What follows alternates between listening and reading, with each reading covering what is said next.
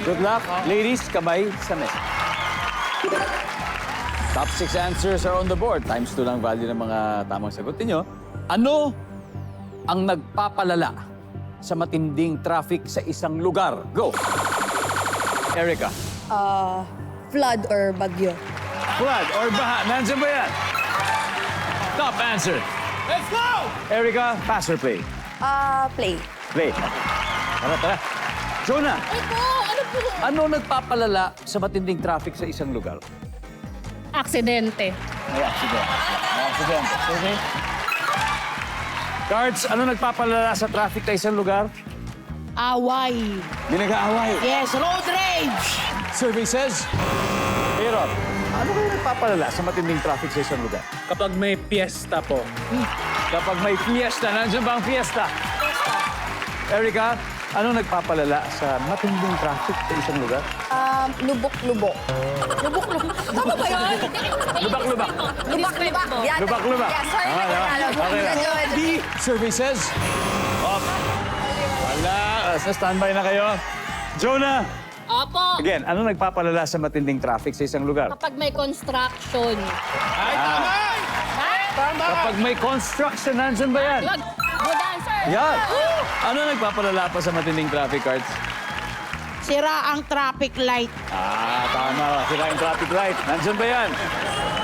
Wala. Emoji, nandiyan sila again. Yam, yam. May tumawid na matanda. Oh, Karen.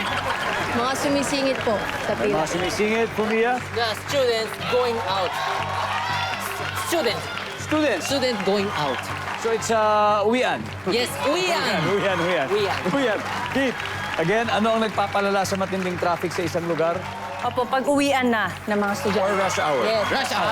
Uwian na ng lahat. Or rush hour?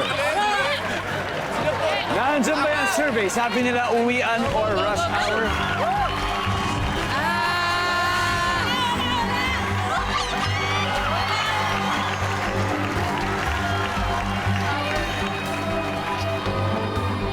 Malalaman natin sa pagbabalik ng Family Feud. Wait lang! Ano yan? Welcome back to Family Feud. So kanina bago nag-break, ito tinanong natin yung Team Mochi na ano ba yung papalala sa matinding traffic sa isang lugar? Ang sabi nila ay kapag uwian na at rush hour. May dalawa pa sa board. Ay, siguro naman agree tayo dyan. Katulad ngayon. Ngayon ay uwian, ngayon ay rush hour. Chill lang kayo dyan. Relax na. Makisagot muna kayo ng mga top answers habang tinitignan natin kung pasok ba rito ang sagot nila. Survey says, rush hour.